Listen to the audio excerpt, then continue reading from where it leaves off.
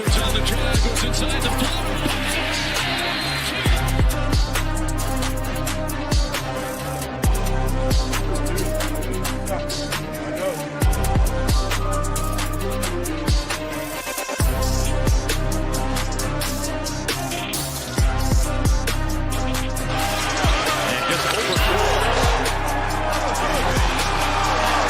Turn him over again.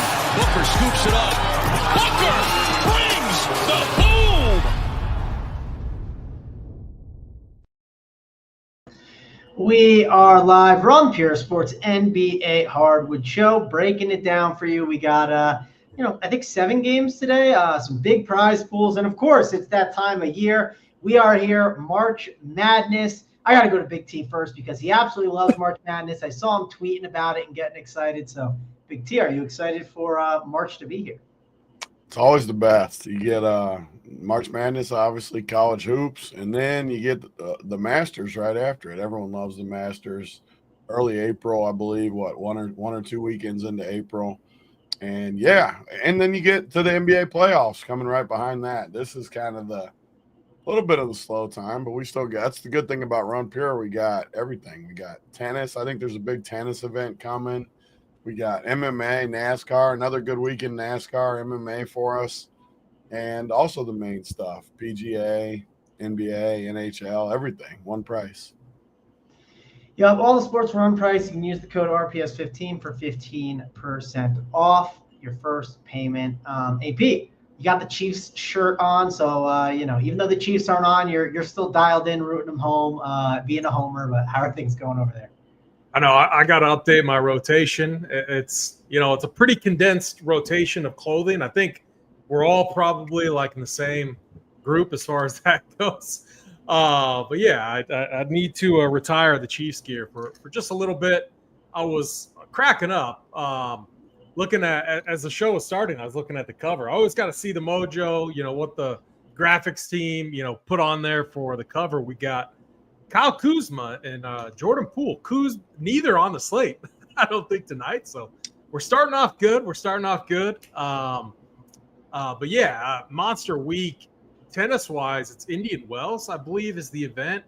And, I mean, Big T hit it on the head. These niche sports are just incredible. MMA was awesome this weekend. We had Big T had the script absolutely, nutted and almost got there. Just that, all right, I got to ask you guys before we dive into it. I love watching MMA, but it's not like I cap it. I don't get into the weeds like I do the other sports. I thought the main event, I thought that guy dominated him. I thought he absolutely kicked his ass. And I don't understand the significant strikes. He was constantly pressuring him. How was that only 70 points? I will never understand that. Knocks him out too. I don't know. You guys know much better than me, but I was so pumped when he knocked him out, thinking it was going to be a big score, and 70 did absolutely nothing. I didn't watch, so I can't tell you. This is a Tony question. So this is all Tony question. No way, man. Mangone usually hates on the MMA. At least he didn't hate on it. He passed the question.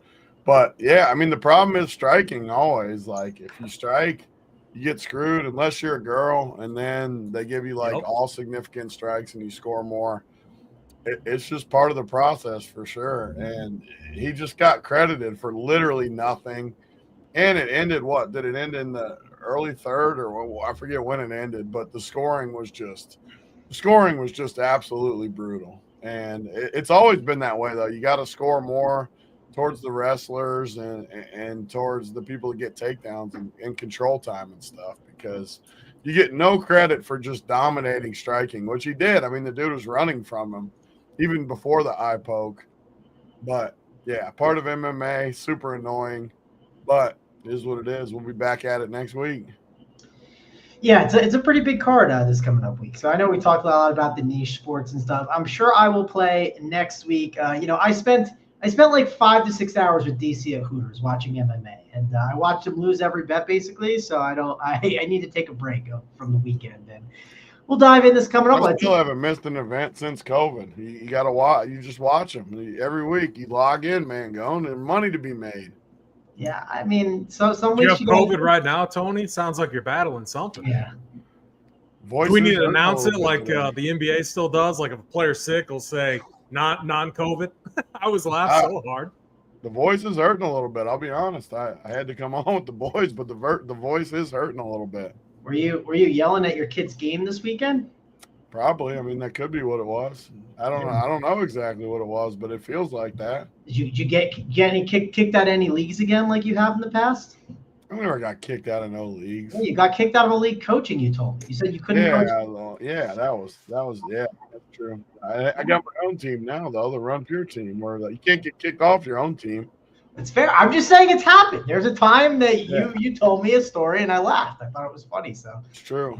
It was. Well, I gotta ask because I spent a little bit. I had 2 seasons of coaching under the belt. Then I had to retire the whistle. I couldn't stand it. I watched our team just get pounded too hard a couple games. What's the hardest you pounded a team, Big T? Like in those games with those kids, if you run into a team that just even has like one kid who kind of understands it and can ball, you're toast. Like you stand no chance. Yeah, I mean, what's the most we've won by? I mean, we've won by a lot. 50. Yeah, 50, 60. Yeah. I was on the losing end of one of those games. And like the grandpa, like right by that was doing the clock and stuff, was just like, tallying up all the scores the whole time. You're right, though. I mean, it only takes 1 or 2 kids because this weekend we played in like a national one, and it was the other way a little bit, where we played the top team from Philadelphia, and they had some horses on the other end of things that made it hard on us. We hung in there and only lost by 10 or 15, but still, you see all ends of the spectrum at the young age. It only takes 1 or 2 kids, and the whole thing's different. All right, are we done talking about youth sports? Can we move on? Even though it's an exhilarating topic, Tony. As long as you don't go into reading 400 injuries again, we're gonna be in good shape out of the gate. Yeah, I'll save you. I'll save you all the injuries, even though like that's like the worst bit. And we have a lot of bad bits. Like all you got to do is go into the golf chat, and all the bad bits that you want in the world. Go to the golf chat. Instantly, you'll see all the most terrible bits ever. That one is up there, man. Going, we got to retire that one. It's terrible. I mean, I'll just say this: it's a good backload slate. That's all I'll say. That's why it's important to know the injury news, right? It's a good backload slate to get guys that should be very high owned, lower owned. So I agree with that. All right, let's get into the slate. AP, you're on the playbook today, correct? That is correct. All right, AP's on the playbook, so we know he is dialed in. AP, before we actually do dive in, give us like a slate overview for the people so they can understand kind of what they're looking at. Yeah, I mean the slate overview is Sabonis is out, so we get Valanciunas chalk night 5,400, and the thing about it is like he's not with the Wizards anymore, so it's a different rotation.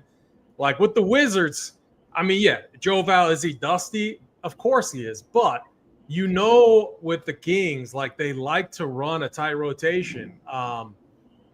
So he's likely going to get 28, 29, maybe 30 plus minutes. And he's put up a few big scores already. And so that's part of the kind of chalk tonight. There's some other really chalk pieces later on in the Jazz game. But then the other situation is Atlanta-Memphis, massive total, 252 points.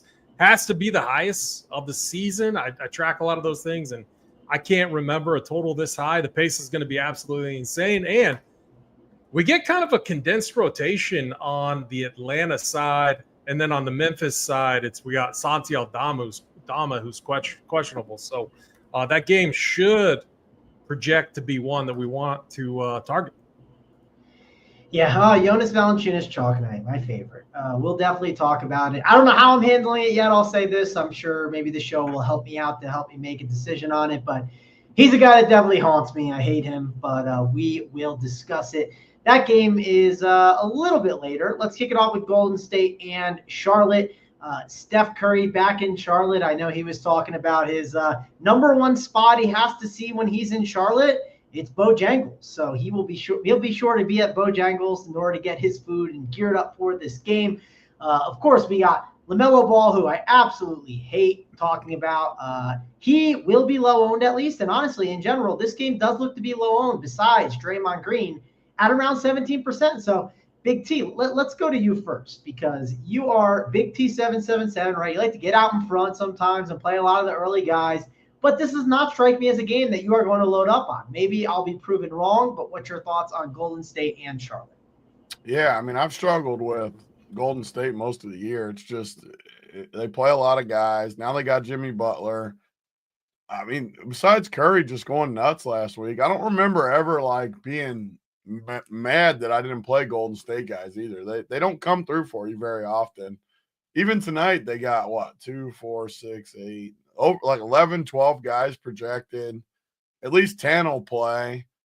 And the prices are high enough where you just don't really have to look at it. I guarantee K. Fallick probably loves this game. I remember one game last week, everyone hated the game, and he loved it, of course. It was a Warriors game against Orlando. Yeah, I mean, he's always going to love these spots. Steph went for, like 80 or 90? Did he have him that day? Or did No, he didn't have Steph. Yeah. I mean, I just don't. I don't know. And I hate Charlotte. Charlotte's just one of those teams that, I mean, you're paying $10K for LaMelo. Miles Bridges, I think, solid, but I just don't see it. Like, all these prices are crazy. I mean, it's just too high all the way across the board. Nurkic, I mean, I like him when Mark Williams isn't in there, but you can't really play him behind Mark Williams. He hurts Mark Williams. All the way around, it's just a bad game. And we have some really good spots later in the night that AP was talking about a minute ago. I just don't see it, so I'm off this game. All right, yeah, I'm not super excited about this game, but I will just say Draymond Green is at the price, right? 5.9K. I just don't think you can ignore him. Obviously, ownership is there at 17%. Most guys obviously going to be healthy for this game. And the other guy I'll call out, I believe, because I think they played kind of recently, and Mark Williams, I think, had a big game against them. I'll just say this. Mark Williams, I think, is pretty much, if he's going to be low-owned, he's kind of always in play. I know LaMelo Ball, the problem is he is back, but I think he's in play at like 1% for most slates right now. AP, I'll go over to you. What are you doing with Charlotte and Golden State?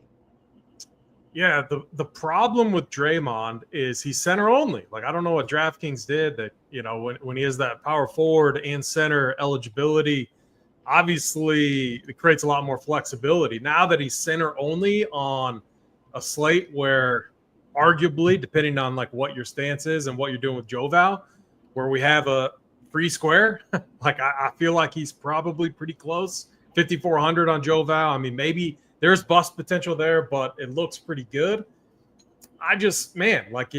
It really, the other like center only play too is Okongwu, who I think is like the second best play by far. So if Draymond was power forward eligible, I would make more of a case for him, but I don't know if I really want to lock up that roster spot early. So for me, it's kind of a situation. Do I go double center with Draymond leading things off, or is it one of those spots where if he beats me, he beats me? And that's the route I'm leaning. So these Hornets game, like LaMelo, 9,700, he just hasn't looked right. So I'm not going to force it in. Steph Curry, I mean, yeah, if you want to go chasing the narrative, whatever, you can. He's been really good. I will say, like, he's been really good. And even with Jimmy in there, Jimmy's just always trying to find him to get him open. And that's like what their team's built around, which honestly, if you got Steph Curry on your team, that's how you should be playing too. So I definitely have some Curry shares, but the other interesting thing about the slate is all the studs are point guards. If you look at, like, if you go SGA, if you Stephen Curry, LaMelo Ball, Maxey, Trae Young, John Morant, Tyler Hero, they're all like Kyrie Irving later on, and Cade Cunningham. Like, all the studs on the slate are point guard positions. So it really makes things interesting what you're doing with these stud players, which is why I'm prioritizing like forward value and then obviously center value in Joval. So not going to get to Mark Williams, under on Draymond Green, maybe a few shares of Steph Curry.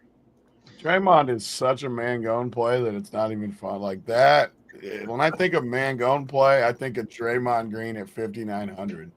I do agree with AP on the power forward eligibility matters a lot, because that's some reason why you like to play Draymond is he's in that forward spot. He just has upside at 5'9". It's just true. So He does not have upside. Yes, he He's does. the biggest condom player in the universe.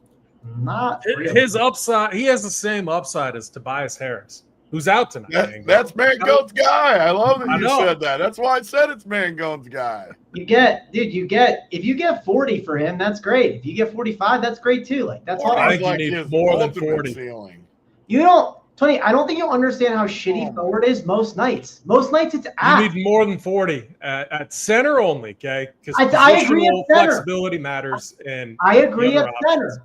I agree at center. Because I'm you just got saying- Okongwu and Jova, who legit have probably 50-point upside tonight. So but AP, I didn't realize he didn't have the power forward eligibility. I'm saying that is why those guys are always good plays, because at the forward spot, yes, you'll take that. It's why PJ Washington's been on winners like all season long. Like PJ Washington has been great, and if you can get at the cheap price tags, that you're just wrong, Tony. I promise you, but that's okay.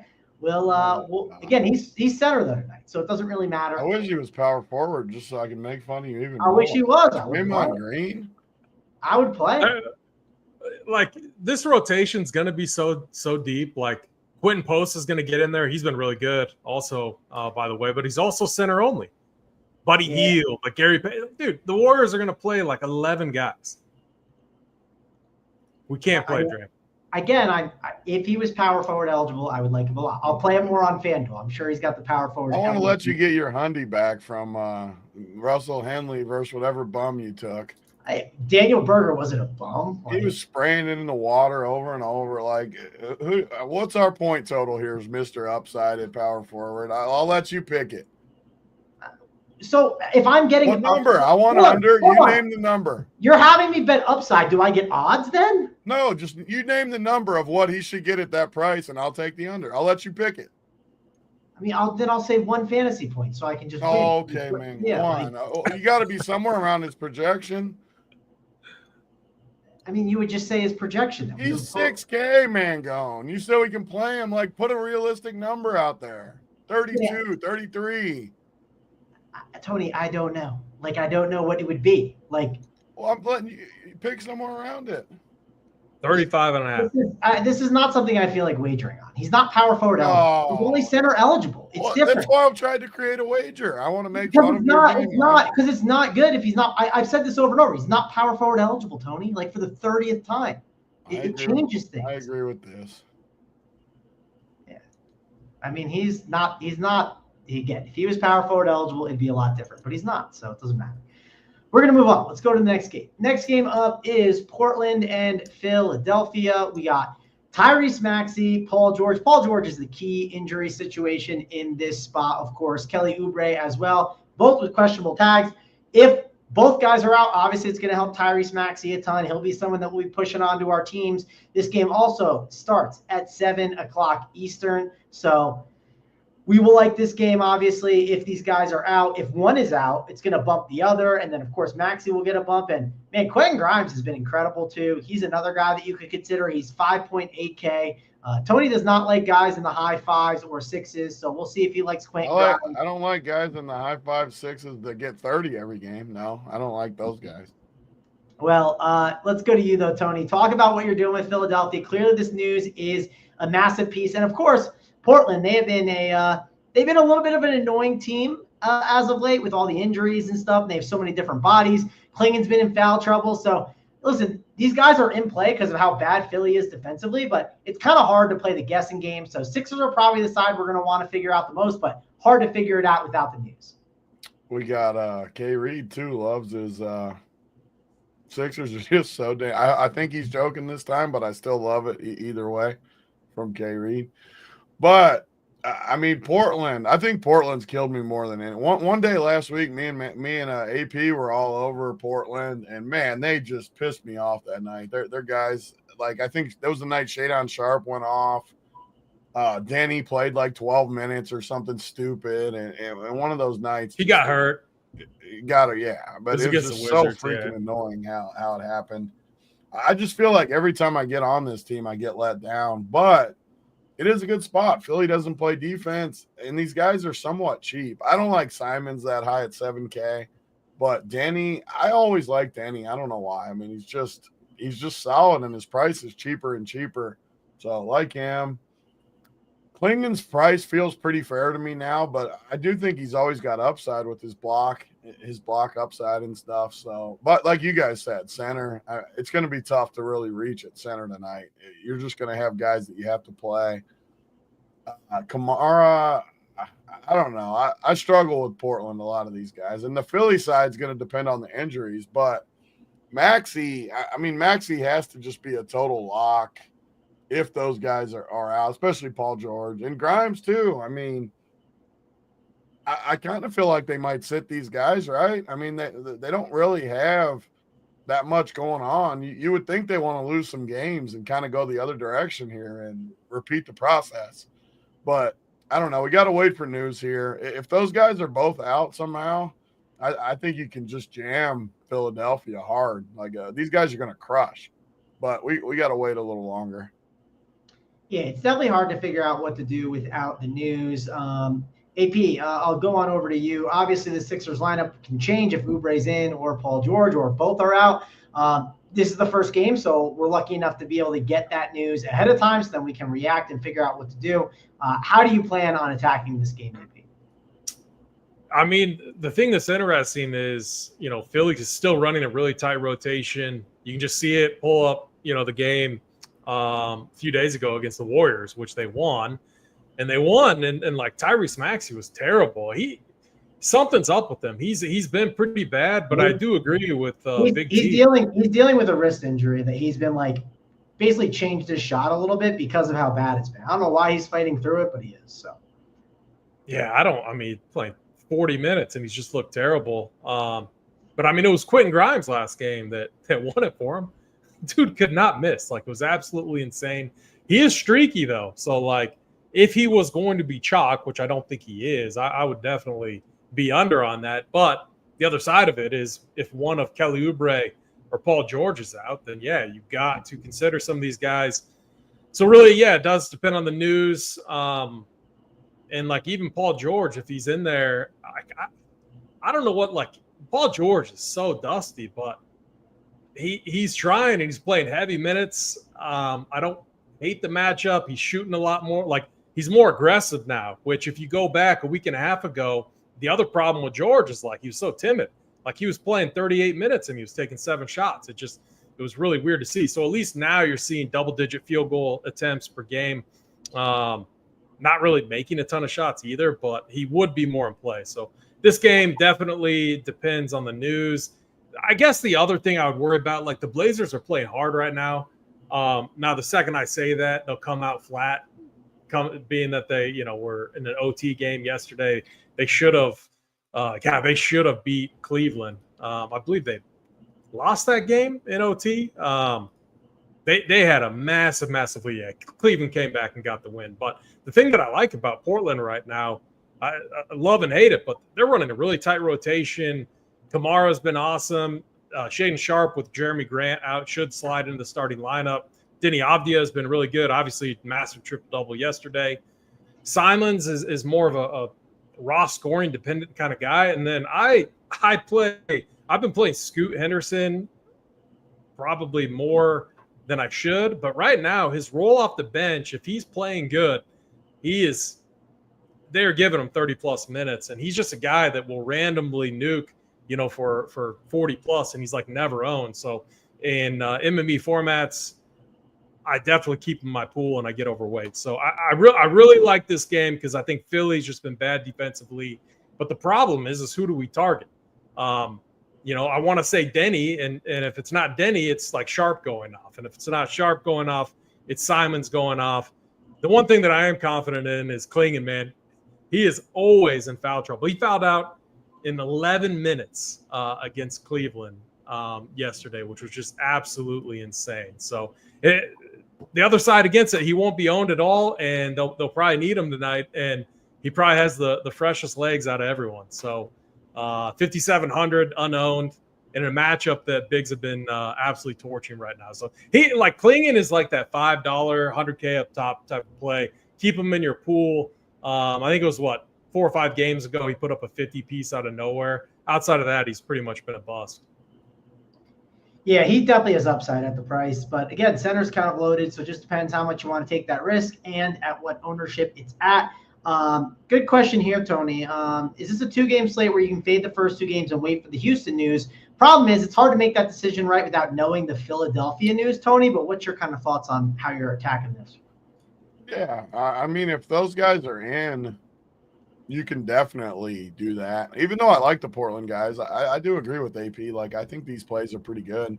You can always get an advantage, and I've seen it more and more this year than I ever have, where even if stuff looks good early, you always can fade the early stuff and just wait for news. And the more news hits later in the year, and sometimes it just falls your way. There was one night last week, I can't remember, the Phoenix night where Bol popped up as a starter and someone else late hit, and like people couldn't pivot though as Oubre just got ruled out. So you can always wait for news though. But if these guys get ruled out, you can't fade this game totally. I mean, you're going to have to play some of the stuff in this game. So we'll see if Paul George falls behind him. Yeah, Oubre, yeah, he just got ruled out, like you said. We'll see what happens with the Paul George stuff. Let's get to the next game, Miami and Washington. Should be a good game to discuss because obviously no Khalil Ware, right? And no Khalil Ware is going to be big for this Miami team. Hawkes is also doubtful. I assume he misses the game. Davion Mitchell questionable and Andrew Wiggins questionable. I'm kind of assuming Wiggins is back for this game, but this game starts at 7:30. I think we'll have this news ahead of time enough to be able to help us make decisions. And of course, Bam Adebayo against the Washington Wizards can't really be ignored. Has to be a good play. Same with Tyler Hero. Even though 8.8K is an expensive tag, he has the ability to win a GPP, right? Any starting point guard that's going to have all the usage in the world is kind of in play here, I think, against the Washington Wizards. Of course, we need that Wiggins news. And then some of these other guys, right? Is it Kyle Anderson? Will he be a DNP? Is it Duncan Robinson, who I think could pop off in this spot a little bit? Is it Alec Burks, who's going to get the start, who everyone was tilting in the chat and then ended up being fine at the end of the day? So a lot of plays to discuss on that side of the ball, but we do have to discuss that Jordan Poole, he is out, right? And with him being out, it's going to give some, bumps to some of these players, usage to go around everywhere. You got Alex Sarr, Middleton, Koulibaly, George, and I think Carrington will be the starting 5. Maybe they'll go Rashawn Holmes in there. But overall, AP, I'm not dying to play Washington Wizards that much. I understand the point with Jordan Poole being out, but I do think we got to consider some of these Miami Heat options, especially these studs like Bam Adebayo, Tyler Hero, and depending on who starts, I think that'll kind of shift where we go from there, right? If it's going to be a spot start for Duncan Robinson, he might be someone that's in play, or maybe an Alec Burks, who we're not expecting, who started last game. So, AP, what's your thoughts on this Miami Heat and Washington Wizards game? Yeah, on the Wizards side, they're still running a 9-man rotation with the second unit, those 4 guys getting 20-plus minutes. It just caps like what these starters outside of Koulibaly, it just really caps their upside. I will say Bub Carrington, I do think he's in play. I believe he's shooting guard eligible, 5K. I think he makes for a really nice value. His role right now is pretty rock solid. So like in multi-entry formats, definitely have them in your pool. If you're looking for like should be relatively unowned, Justin Champagnie off the bench, I just think this guy is like he can. I like his upside. It's his rotation is very, very risky, but he's 3,600. We might not even need to go there, especially like depending on what happens with Kyle Anderson, who's 3,500. But he was a value I was looking at. But I'm with you. Like, I don't think we need to force anything here. Sarr, like 5,300. I mean, do we really want to play him when we have Joval later and all these other center plays? So outside of Bub Carrington, I'm not too high on the Wizards side. And on the Miami side, definitely the more interesting side of this game. I will say, like, this Wizards team is a lot different than the Wizards team, if we go back 3-4 weeks ago. They just have more defensive pieces now. They're not playing as fast. You don't have, like, Jordan Poole and Kyle Kuzma both running down the court, just taking the most horrendous shots we've ever seen. So they are like not as easy as a team to target right now. On the Miami side, we should see a really tight rotation. we saw it against the Knicks yesterday, and now it should be even tighter without Ware in there. Bam Adebayo should play all the minutes that he can handle. Same with Tyler Hero. And that's basically, if Wiggins is out, I mean, those two are the basis of everything on Miami right now. The offense is going to completely revolve around those two. So obviously I have a ton of interest in them. We want to see the starting lineup. Alex Burks got the start in the second half yesterday. If you want to go there, if he's starting, I think it's fine.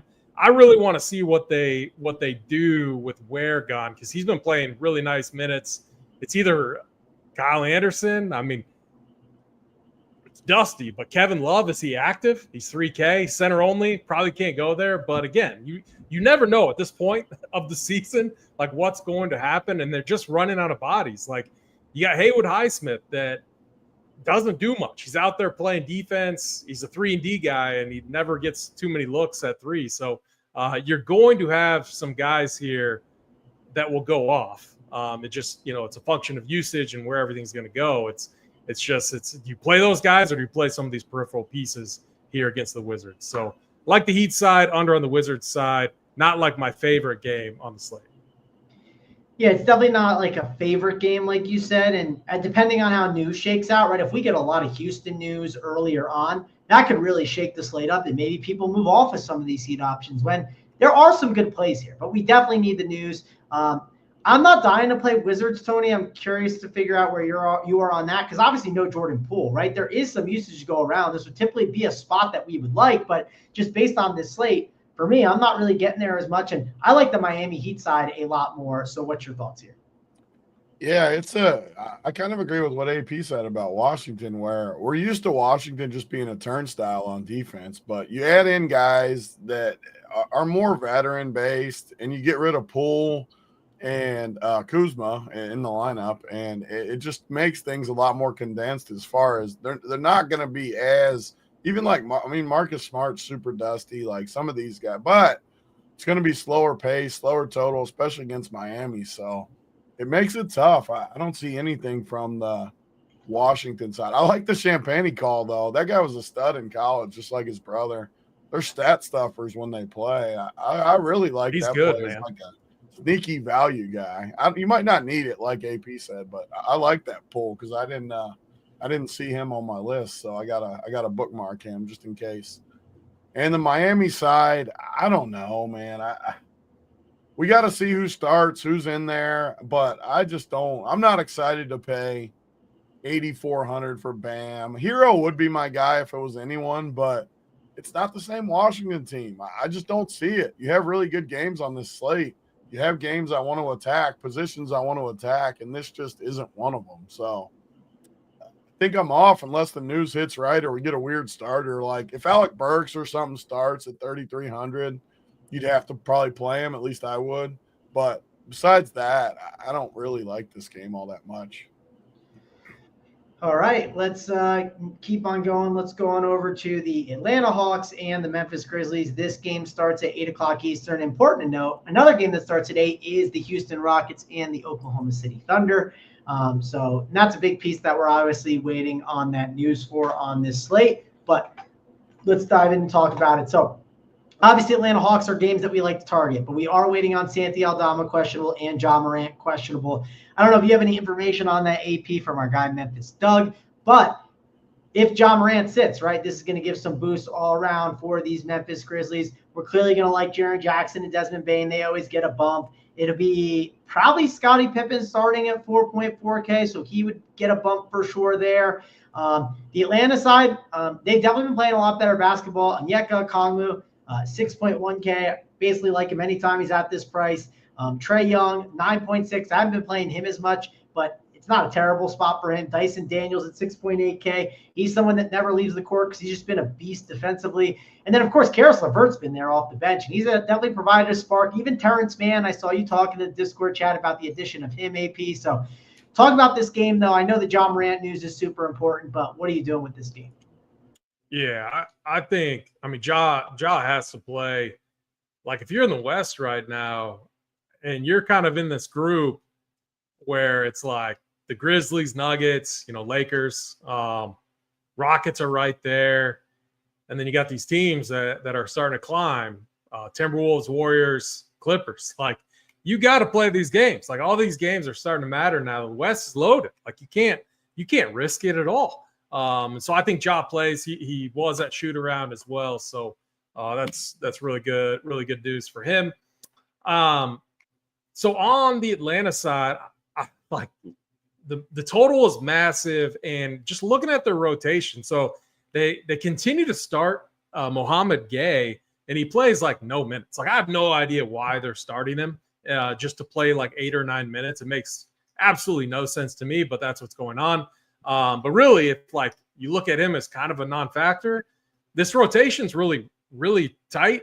And George Niang is out tonight too. That's 28 solid minutes off the bench that he's been playing. And outside of him, they've had a pretty condensed bench rotation around Karis LeVert. And then Terrence Mann has been a really nice piece. And Capella's like, I mean, he's so dusty. Like, he's not going to play more than like 15 minutes. So if you factor all of that in, that means it's a lot of minutes for Trae Young, Okongwu, Dyson Daniels. I think Ricochet is going to have a nice role tonight too. And then Karis LeVert and Terrence Mann off the bench.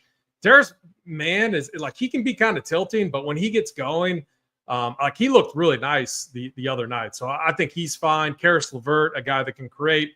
He's going to be on the court when Trae Young is off. He's going to be playing also when Trae Young is on the court.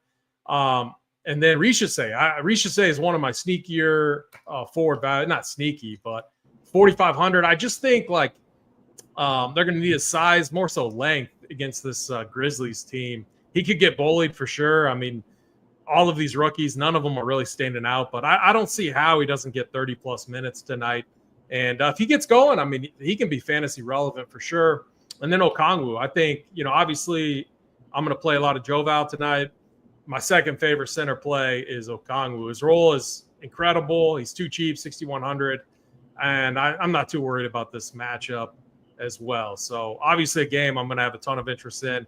And on the Memphis side, Trae Young should be. The important news is Santi Aldama. He moved into the starting lineup last game.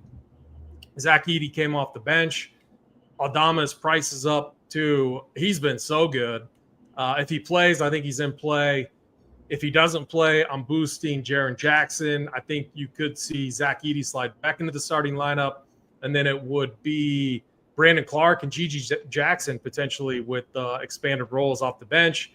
And then, this is a Ja spot for sure. So I love Ja, 8,300. I think he's definitely one of my favorite point guard plays on the slate. So I'm going to have plenty of exposure to this game. Yeah, definitely a game that we do need some news on. Tony, I'll go to you next. I know you hated Onyeka Okongwu weeks ago. Have you finally turned the corner and became an Onyeka Okongwu fan at 6.1K, Tony? Yeah, I mean, these are the games that I struggle with, honestly. Just the total's huge, but I don't know where to go.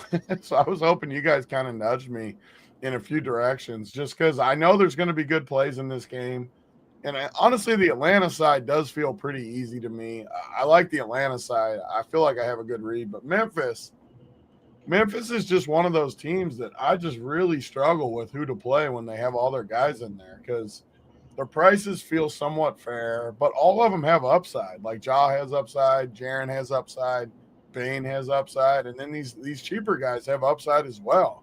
So it's just a weird team where you have a massive total, massive upside all the way around, but I just never know where to go. I don't understand. Like, they play so many guys too. What do they play? More than 10, right? 2, 4, 6, 8. Their rotations crazy. 10 or 11 guys. Yeah. I mean, the Memphis side, I need your guys' help for sure, because I want to play a couple pieces. I don't know who I want to play though. But the Atlanta side, I feel great about. Okongwu, Mangone's old previous boy when he was 7K. I like him at 6,100 a lot. I mean, that price, that just feels very, very good. So I like him. Dyson Daniels been one of my favorite all year. I love him in this matchup, up in pace. Ricochet, I agree totally. His price is nice and cheap. Terrence Mann, I've never loved his game that much, but he's so cheap. And obviously Trey Young, you can always play. I probably won't like Karis LeVert that much. He's pretty dusty. Capella's dusty. Gay is dusty. All those other guys. That's why I like Atlanta. I feel like I have a pretty good read on the guys I like. But, man, Memphis, I need help on Memphis for sure because I do not have a good feel for them. I think Memphis-wise, Jaren Jackson, his upside is really good. I'm also thinking of the scenario with Ja in. Obviously, if Ja's out, it's going to just change everything. If Aldama misses, this is where it gets intriguing. Let's say Ja's in and Aldama misses because Aldama's been really good. I don't know about UAP. You don't see them playing Jaren Jackson. Like, do you see them playing big with Jackson at the 4 or like going Jackson at the 5 with Brandon Clark? Like, I think one of those wing guys gets a bump. My guess is maybe Luke Kennard in like a matchup against the Hawks where you need more small ball lineups, but I could be wrong. The more I think about it, the more I look at this total. I don't think it's a Zach Edey game. This game's going to go small and be fast. Like Edey can't hang with how fast they're going to be playing. I agree with you there, and I guess a couple things. Like I would love to know who Dyson Daniels is going to be on. Is it Bane or is it John Morant? I mean, probably John Morant, right?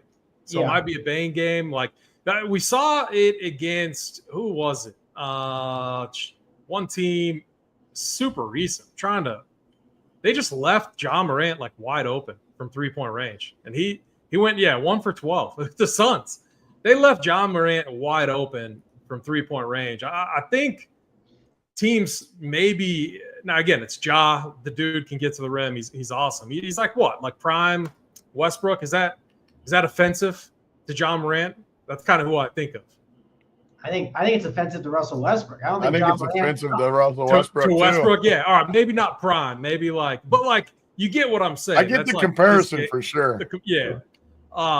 Because he's horrendous from 3. So if that's the case, I mean Desmond Bane might be the guy, and then Jaren Jackson obviously. But like Big T makes a good point. It could be Luke Kennard off the bench. It could be Vince Williams. He's had a few nice games off the bench. How I'm handling it tonight is I'm going to put like a 2 or 3 max on the Grizzlies and just kind of spread it around. I don't think I'm going to have one big stand on any Memphis Grizzly player.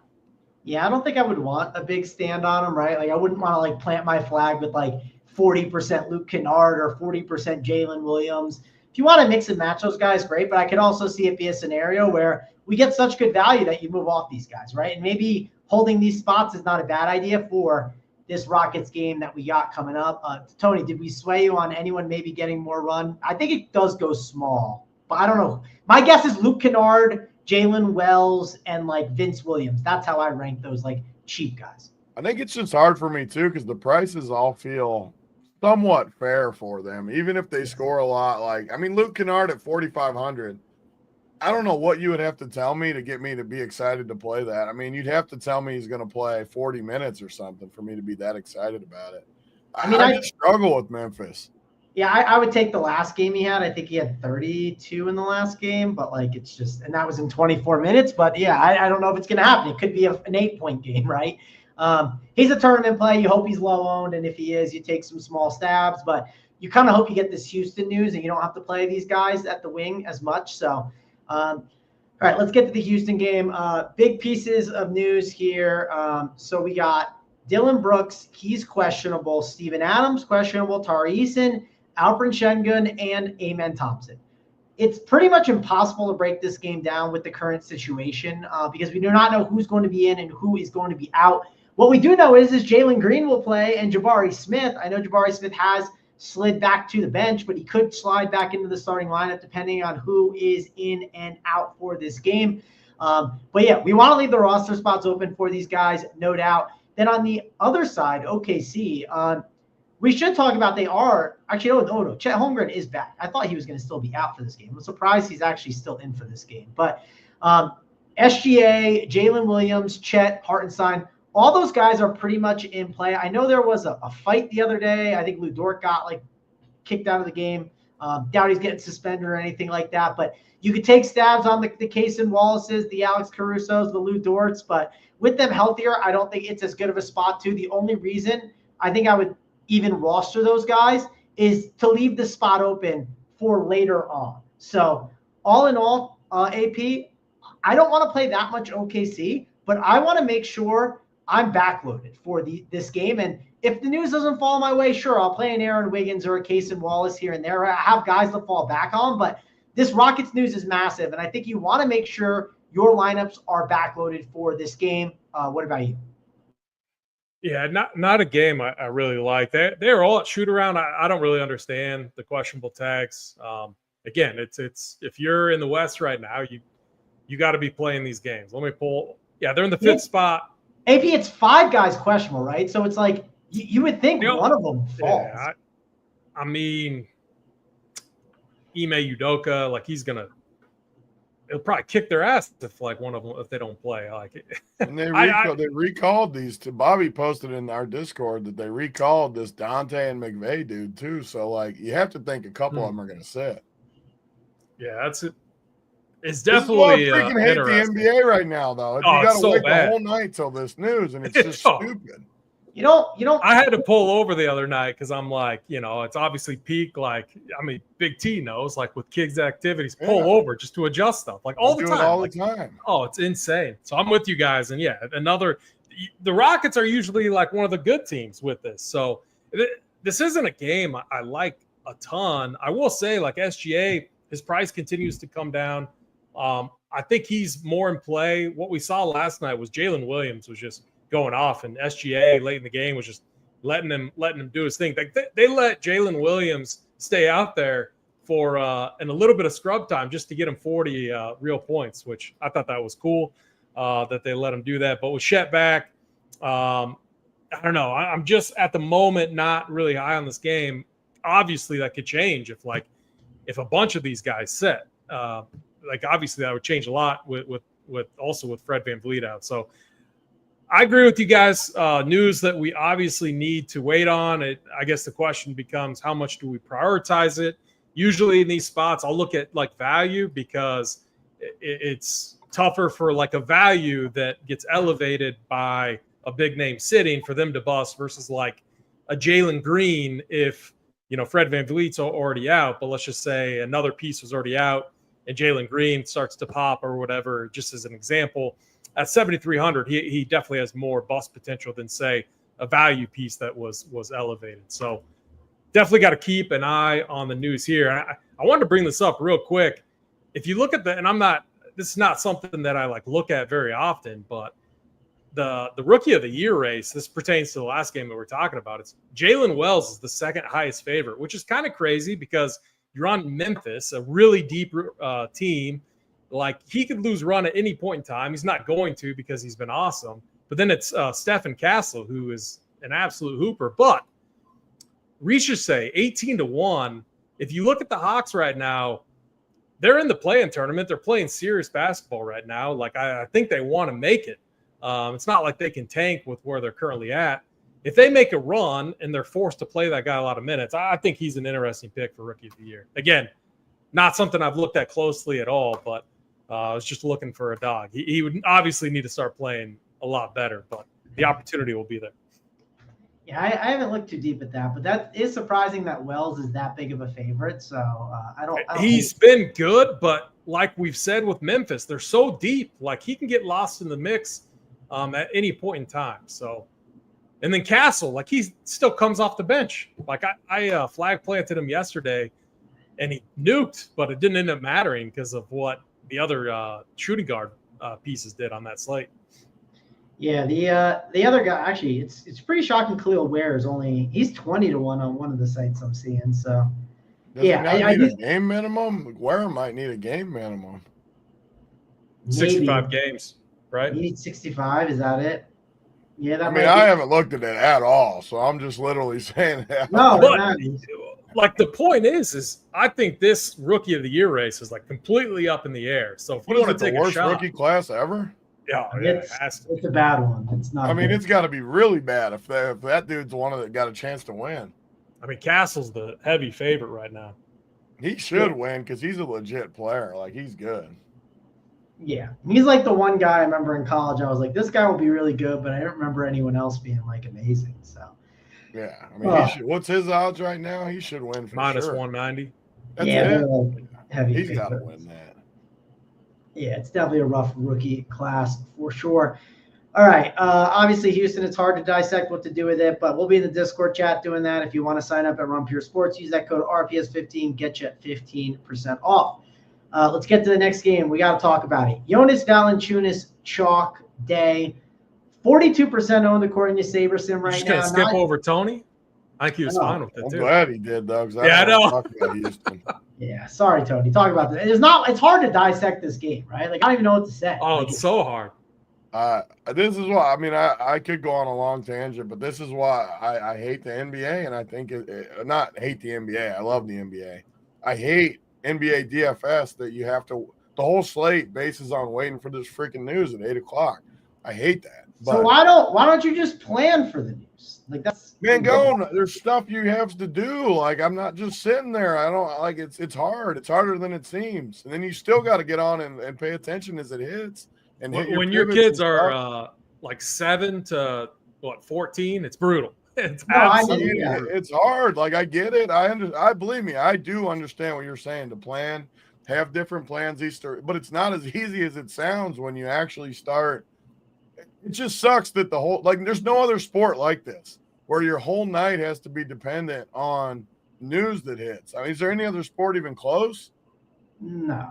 I just hate that. Like, I would like NBA so much. I've always said this, but with no late swap, I would love it. I would freaking, because I like to gamble on stuff. Like, these guys are in, these guys are out. I loved it. I don't think there's been a season where we've seen more like of the most random starting lineup changes too, and like that. So it's like news and the randomness of like these lineups, like it's been crazy. And it is just an enormous edge if you could sit there and swap before each set like you need to. I mean, you need to do it before every half hour. You need to be on there and swapping and looking at everything. It's just, for me right now, it's just not as easy, which is why I don't like it as much right now. But you just got to watch this news. I mean, what, man, there's 5 guys questionable, right? Yeah. I have to assume that it's a back-to-back tomorrow, I'm pretty sure, too. So I assume 2 or 3 of these guys will miss tonight and the other half will miss tomorrow. That's just my guess. I have no idea. But if they sit, you're going to have to play some of these guys. And on top of it, I think OKC wins by 30. I think OKC just destroys them no matter who plays. So very tough game right here. Yeah, the chat is all riled up. They're excited for playoffs. Listen, I'm excited for playoffs too, but I can't wait for you don't have to wait for news as much in the playoffs. The other thing I like about the playoffs is like it's an all-night event too, where like you can swap stuff. I love it. Shorter slates too. You don't have the 10, 12 game slates. All shorter. I love the playoffs. Can't wait. The best is no one accounts for adjustments too. That's like the most fun part. It's like, this player went off. Like these players went off in game 1. They're definitely going to go off in game 2, which is like not how it works in the playoffs. Yeah, I'm with you guys there. Yeah, playoffs will be here, but I'll be enjoying until April. I think it's like April 16th. It's deep into April. It's not like April 10th or something. So you got baseball, which will be around the corner too. Of course, we'll have shows for you for that if you do get sick of it. But all right, AP, let's talk about this Jonas Valanciunas situation, right? Because obviously he's going to be high owned. He's clearly going to be a good play. He's 5.4K. He's not free, right? He does have to do something at that price. So that's important to note. I know you were digging into the rotations in the Discord chat talking about it. Of course, we got Kyrie, who's obviously a good play pretty much every slate right now with Anthony Davis out. And, of course, with no Sabonis, this does help guys like Zach LaVine gain more usage and some of these other options on the Sacramento Kings. But, AP, talk about Dallas and Sacramento. Yeah, so Sabonis obviously got hurt last game, a minute into the game too, brutal. And Joval comes in, looked good, played 30 minutes, 49 DraftKings points, and he's underpriced. Like there just hasn't been enough time for the price to adjust. Like the Kings are so much different than the Wizards, which was his former team, where he busted all the time in these spots. It was like crazy. And that's just because the Wizards run a 12-man rotation. Like we discussed, the Kings like to run a tight rotation around LaVine, DeRozan, and Malik Monk obviously handling point more, and then Keegan Murray, who's just more of a shooter. It's not like he's going to be playing the 5 down there low. So like I think they need Joval, and I think very confident, like even if the game goes small, I would reference like the game not long ago that the Mavs had against the Hornets and Mark Williams. It went small. Mark Williams still smashed. Like he still got there. So like, I just think about it. It's the guy that can play the 5 in small ball, Trey Lyles. So like, if you're not playing Joval, you should definitely consider Trey Lyles.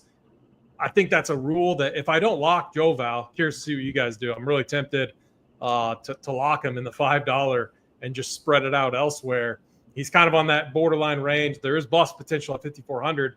And I guess the other thought is opportunity costs. Like if Okongwu or some of these other center-only plays, Draymond Green for Mangone, if they put up 50, and then maybe Jalen Duren later on, he puts up 50 or something like that, and Joval only puts up like 37, 38, obviously you're going to want those other guys. So that becomes a question too. I just think I'm leaning going the risk-averse route, which is just jamming in Joval as much as I can. But if I'm not playing him, I'm definitely considering Trey Lyles because that seems to be the guy if the game goes small and if Joval's struggling in that small ball lineup.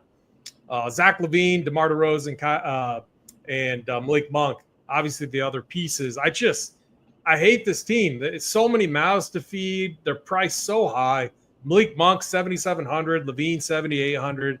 They're projecting fine, but like, man, I need 50 from those guys. And collectively, they're not going to, each of them aren't going to get 50. So I'm almost tempted to like put them into a group and say one max of Monk, LaVine, DeRozan to pair with my boy Joval. So obviously Joval, top play on the slate.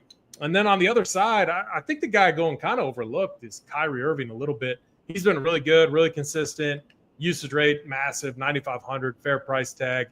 And Najee Marshall should be the other guy with a really big role here. Caleb Martin and PJ Washington are both out. Najee has to play a ton of minutes alongside like Max Christie. And I would play those guys well before I would play Klay Thompson. So obviously this game should be pretty good for fantasy purposes. Yeah, definitely going to be a good game for fantasy purposes. And if the Houston game doesn't go your way, right, there's definitely guys you can pivot to here. Let's say you got only 50% Valanciunas. Well, you can load up and just go all in if you want to. But Tony, I'm curious what you're doing with Valanciunas. I'm seeing him over at Rumpier with a 36 projection, which is just so high for someone at his price. So he's clearly going to be a good play. We did get some news here where Jaquez. Can we spend 20 more minutes bitching about the NBA? I mean, it's better when this news hits early, but I mean, that's insane. I would have never guessed that all of those guys were ruled out if you just saw the Miami Heat news. Wiggins and who's the other one? Davion Mitchell and Jaquez all got ruled out. Yeah, all the Heat are ruled out. We could circle back to that a little bit at the end to talk about the guys that maybe slide into the starting lineup. But Tony, talk about Dallas and Sacramento. Yeah, this game you got to have some interest, but I agree that they have 3 guards, wings that are all priced relatively fair. LaVine, Monk, DeRozan, all very similar. I think there's a decent chance one of them probably hits their upside and the other 2 probably don't, but it's just tough price points for me to get there when they're all 3 like very similar players. I don't really understand why they've put this team together the way they have. It doesn't make any sense to me. But what does make sense is Valanciunas. My only worry at all is just that Dallas just has no bigs at all, that maybe it just goes super slow. But to AP's point, then you can just play Trey Lyles at a smaller price point. I think you could even play them together where you have Val and you have Trey Lyles. I think they both have to play a decent amount, and their prices are just so cheap. I mean, Trey Lyles is 3,400. I don't think Valanciunas, this isn't a spot where he's going to play like 35 minutes. I think he'll play high 20s minutes, and I think Trey Lyles will play the rest, if not more. They could play probably even a little together too. So I like both those guys. Not a ton else, though, from Sacramento. And then Dallas, some of these guys are good plays. Kyrie's a good play always. Najee Marshall has to be one of the better plays, depending on what we get early. But Clay, I'm never really going to like Clay all that much. Max Christie's a guy you can play. And then some of these cheaper guys, I mean, Dwight Powell literally sucks, but they just don't have anybody. They don't have any bodies. He's got to at least play a decent amount. There's no one there. Even if they go small, he's still going to have to play some minutes at under 4K. So I don't know. I don't love this game, but I do agree with a lot of the stuff AP said. I love Valanciunas is a lock for me. That wasn't the case early in the year for Washington, but I just don't see how he doesn't pay off this price tag. I'll take my chances. Yeah, my assumption is the 5 is going to be split between Powell and Edwards, I think, and then maybe Prosper plays. Edwards pays the 5 for them. Sometimes he starts, yeah. It's crazy, but it's true. I mean, he has. Even Nick Stauskas went on Twitter. That's a throwback name. And he basically said, how the hell is this guy starting? Yeah, he's like, how the hell is this guy starting for an NBA team? And, like, they don't have Kelly. Kelly got waived. Moses isn't there. So, yeah, he's going to have to play some minutes. Maybe they go Prosper at the 5 a little bit to go super small. But it's definitely an ugly spot for sure for these guys. And then, of course, the Trey Lyles call at 3.4K. He definitely gets a little bit of a bump, and I'm with you, Tony. I think there is a chance they could play together, right? They could play together, or they could split the center minutes right down the middle. So that's kind of how it's going to go. Draymond, or what's his name? This Miami Heat situation.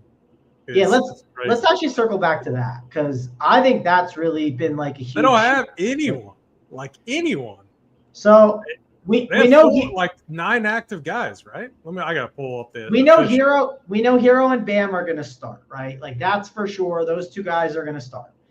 You assume Duncan Robinson gets the start with them, so that's 3. I think Haywood Highsmith gets the start, and I think they either do one of Kyle Anderson or Alec Burks. I think Terry Rozier still stays off the bench. I mean, he's just been horrible. I don't see them randomly starting him. And then their bench would consist of Terry Rozier, Kevin Love, and then maybe they have nine active guys, with Kevin Love being one of them, who hasn't played in forever. Did you count? Probably has to play tonight. Did you count Pele Larson? Yeah, I counted him too. He's part sure. of that. The Terry and Duncan Robinson. He and Keshad Johnson got recalled up. So yeah. Oh, so they have 10? I guess. Yeah. Okay. I don't even know who that guy is. Yeah, I mean, they may not play much, though. But it's I think the key is going to be, one, the starting lineup's going to be important. I think Duncan Robinson will definitely pop a lot more. If Kyle Anderson or Alec Burks starts, I think one of those guys will be very chalky, and people will want to be there on them. So, Tony, what's your kind of thoughts here on the Miami Heat? Yeah, I mean, whoever starts has to be a pretty good play. They're just not super deep. Kevin Love, I mean, you just got some really dusty guys that are going to have to be in the rotation a little bit. So some of these guys, it makes me like Tyler Hero and Bam more. I mean, with all these guys out, they're still going to go through them. They're not that expensive. I mean, when everyone's in, they're expensive for sure, but I don't know. They're going to be 2 of the more popular plays now, I assume, though, too, because their projections got to go up at least a little bit. And, I mean, I think Alec Burks starts. That's my opinion. But 3,300, you're going to have to play him. It's just what NBA's come to. We got to see what this lineup is. Yeah, another thing to call AP. So it does sound like Keshad Johnson, he is getting called up, but he's not going to be there in time for the game. Same with Christopher. Christopher won't make it either. I don't think. So yeah, that's looks like 9 guys to me. Counting them up, looks like 9. Yeah, it's looking like 9. So we got to know who's going to be. And that's 9 literally, with Pele Larson, Kevin freaking Love, and Kyle Anderson and Alec Burks. And it's against the Wizards. Now again, slower paced team, but it's not like the Wizards aren't blowing out anyone. Yeah. So I actually wouldn't be like, man, who are they going to start? They're going to start Highsmith, right? They're going to start Bam. He's going to play the whole game and probably do nothing. Yeah. I think they start the Duncan part Robinson. is Coulibaly's going to guard Hero, and he's a really good defender. On top of it, like it's a weird spot. I think it's a good spot for Duncan Robinson, though. I think against the Wizards, he's gonna fire. I like it. Man, is it hard to click 4,500 even with this situation? But I agree with you. I do agree. He's guard and forward eligible though, so I don't know. They just don't have Alec Burks might be a good play. Stupid, but like Kyle Anderson has to almost be like a near lock. Yeah. Well, yeah, if he starts, right? I mean, even if he doesn't, how doesn't he start? Oh, I assume he starts. They just don't have dudes, and he's 3,500. I know. I mean, I will say this: people are going to mention it. They're going to be like, "He DMP'd not too long ago," but they don't have guys. You know what I mean? And their guys they have are terrible. Like yeah. I don't know, man. It's a true NBA March type spot. Like, here's the thing. All right, Ware, Mitchell are both out. Mitchell played like 38 minutes. Ware played 30 minutes. I mean, those minutes have to go somewhere. I struggle with Kyle Anderson. And I struggle Duncan with Robinson. Actually, yeah, you're right. He played 32 minutes against New York. Terry's the guy. If he doesn't start, I struggle with playing. I don't. Terry's the one guy I hate too of all of them. Like I really struggle. I'd rather play all these. I can't really play Kevin Love probably either, but maybe. Yeah, I would play Duncan and Burks and Kyle Anderson, I think, over Terry. And I'll just call this out. Burks played the other day. He started against the Knicks, played 25 minutes. He did have one really weird rotation in the first half where like he just missed some run.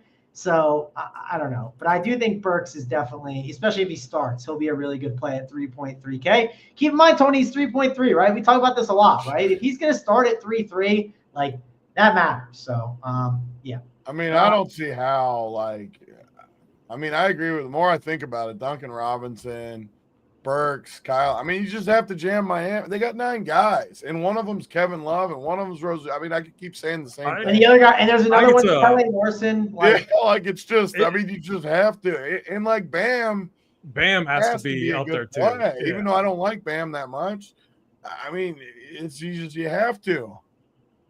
Yeah, it's a spot you're gonna have to like Miami guys, and for good reason. I don't know if it's that. It might even be that good. You don't even backload for the Houston stuff, right? Which I don't know. A lot of people. They got 9 guys, and I mean, they just don't have anybody. Brett says he has a feeling Larson's going to start. I mean, if he starts, then is he even in the player pool? He is. He started once this year, and he got 3 fouls in 3 minutes. That was entertaining, but I don't know. So it's like you have so many low usage guys, Highsmith and Pele Larson, low usage guys, which means that like the production has to come from Bam, Tyler Hero, Alec Burks, who can create. He's old, but he can create, and maybe slow-mo, and then Duncan Robinson. Like he can hit shots too. So I don't know. It's definitely a game you got to play. We'll see how the projections shake out. For sure. Let's get to the final game of the slate. Definitely not going to be a fun one to talk about, but it's on the slate, and we got to. Detroit and Utah, of course. Whenever anyone plays Utah, we got to like the Detroit side a little bit for sure. Tobias Harris is out. With no Tobias Harris, that's going to help some of the guys at the wings. It helps Malik Beasley. It helps Ausar Thompson for sure. You can make the case for Jalen Duren at 6'9", has some upside. Cade Cunningham at 10-1. He seems like a pretty good spend if you want to go there. And then the Utah side of the ball, they are missing so many guys, right? We got doubtful John Collins, Lauri Markkanen out, Clarkson out. Sexton has the questionable tag, which I'm assuming he misses too. And if that's the case, that's going to open up the door for a lot of these plays, right? Walker Kessler, Keontae George, Isaiah Collier, all in the 6K range who have gotten price bumps. Bryce Sensabaugh, who could start, at KJ Martin at 4.6, who could start. We've seen Johnny Juzang start at 4.3. It's all going to depend on who starts, but do I want to backload for this news? That's really the question. I don't really want to backload for it. I'll say this, I can play these guys, but I'm not backloading to like get the starting lineup and like load up on these guys. I think there's some okay plays here, but the starting lineup's going to help dictate that a ton. AP, I'll go over to you to talk about this. Utah and Detroit, how do you rank these values on Utah versus some of the ones we've already got? Yeah, so no Tobias Harris is really nice. I think it's going to be good for Malik Beasley. And Malik Beasley, you get positional flexibility, shooting guard, small forward, which I like. 5K, perfect matchup for a guy who can shoot and get it done.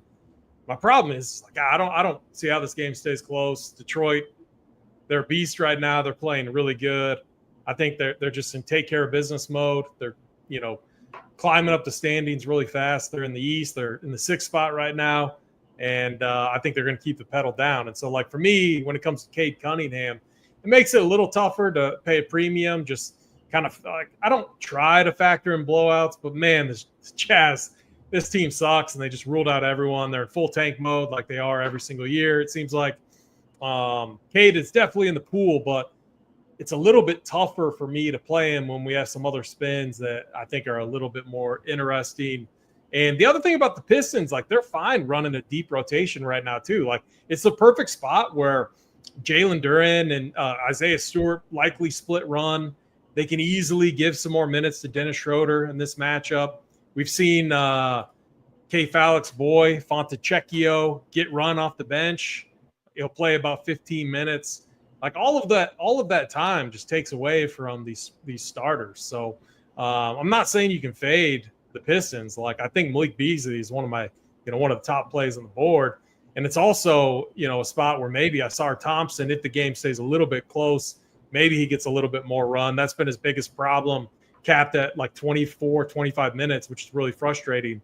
But it's like, do you really want to play a guy like that when we have so many other plays that are opening up, earlier on? So I think this game is fine. I don't know if it's as strong as a game anymore, unless you trust the Jazz side, which just pulling it up. So we're still waiting on Colin Sexton. If he's in, that's just another body that they can throw out there. Walker Kessler's already ruled in. So, I mean, you can play guys like Bryce Sensabaugh, but it's just, like, are we ever like that mad by not prioritizing Jazz pieces? Like, I don't think I've ever, like, I can't recall like a Jazz player ever like completely, being the reason why I didn't win a slate. So, like, if I'm under on the Jazz, I'm not going to fully hate it.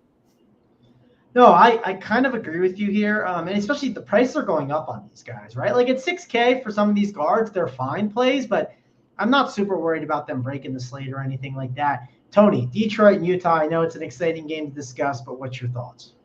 Yeah, I mean, it's going to be tough with all this news now. With the way I build an NBA, I mean, Oscar Thompson, I mean, these guys are awesome. I mean, Oscar, these guys are just studs. I don't know why they don't give him more run, but that part's a little annoying. But what Detroit's doing is working, so I can't really make fun of how they've done things. They built it up the right way. They got a lot of talent, and they're doing the right things with them. So what they're doing is definitely moving in the right direction. I struggle with this game, though. It's the latest game, and now we got unlimited value and unlimited plays we can play earlier in the night. So Cade honestly sticks out to me a little bit, but it's still in Utah, which no one likes going to Utah. I don't know. I don't really see a reason you need to go to this game with as much value. I like the same guys, though. Beasley, I'm interested to see what Beasley's ownership, what happens to it now with all this news. He was going to be like crazy chalky. Maybe it goes down now, and maybe he becomes a little bit better of a play now just with all the news. But him, Oscar, Cade, and then the Utah side, I can't like Utah on this spot. These prices are okay, but no, not on this slate. And all of that, what happens if Paul George gets ruled out, right? Which I think he does. Me personally, I think he does, but that's just me. So I think we're going to literally have unlimited value. Yeah, I do think that's going to be a big piece of news that could shift things even more. So we are waiting on that one, and we'll get it. It'll come our way. We can get to plays of the day. All right, AP, are you ready? Do you have one ready for your play of the day? Yeah, sorry, just updating the playbook. Yeah, I'm gonna. So definitely a riskier play. Should I mean, he'll get some ownership, I think, but he could get lost in the mix now. But I just think this. I want to target this 252 total game, and I want to get a maybe somewhat under-owned piece. And I think Ricochet At 4,500, play him at small forward, power forward, gives you a lot of flexibility. I just think that if he's playing fine, they're going to need him out there. Like, he's not a small guy. They lack, size out there, and you need that against the Grizzlies. And so I think he's in line to play 30 plus minutes. So 4,500, 30 plus minutes. Say going to be my play of the day. You like that call there. Tony, let's talk about this real quick. Did you care about the Ramadan take with Kyrie Irving, with him fasting and everything? I don't really care too much, but he's been doing it for so long. I feel like he just knows how to handle it. Yeah, I wouldn't put too much into it, but on a slate where it could be like a tiebreaker, I'd use it as a tiebreaker or something. But Kyrie's so strong mentally that he's been through so much. He knows what he's doing with. Does it help him? Probably not, but I'm not that worried about it. Yeah, I'm not too worried about it either. Let's get to my play of the day. I'll go with the late night hammer. Maybe he gets lower owned based on some of the news that we've had, but I think Ausar Thompson at 5'3", it's a really good spot for him. I think he's got upside. We've seen him show. Maybe not go with Draymond. I can't give the people what they want, Tony, okay? Sometimes you got to go heel like John Cena. You can't give the people what they want. So people aren't getting it. They're not getting Draymond Green. Ausar Thompson is the guy. He's a nice little late night hammer. Tony, what about you? Who do you got? Who is your workbench play of the day? I'm trying to get a little creative just because I know I want to play a lot of the Miami guys like everyone. So, and I want to get exposure to this high total. So I think I'm going to go Trae Young, actually. I'm not a huge Trae Young guy, but I like the upside. I like the matchup against Memphis, and I just feel like Ja could bring it out of him a little bit. Ja start chirping a little bit. Trae get hot from the outside, and it just fits the build for me where I know I'm going to have other positions. I need some studs, and as far as the studs on the slate, I mean, I don't love the Cade in Utah like I talked about. SGA's in a blowout spot. Maxey, you guys brought up good points about his wrist being injured. Even if Paul George is out, I think Maxey's probably a better play than Trae Young. Obviously, he's probably a better play with guys out. Kyrie, you brought up some negatives. Trae Young kind of fits that where he's lower owned than most of those guys. Similar price, high total. He kind of gets me everything I want. So I'm going to go with Ice Trae tonight. All right, Ice Trae, that is going to wrap it up for us on the show. Thanks a lot for joining us. Remember, subscribe to the channel. Use that code RPS15 for 15% off to check out all of the content we run Pure Sports with all the niche stuff we got going on. Indian Wells, we got NASCAR, college basketball, and of course, NBA content if you want that. So thanks a lot for joining us here on the show. For me, Mangone, AP, and Big T. We'll see you guys later.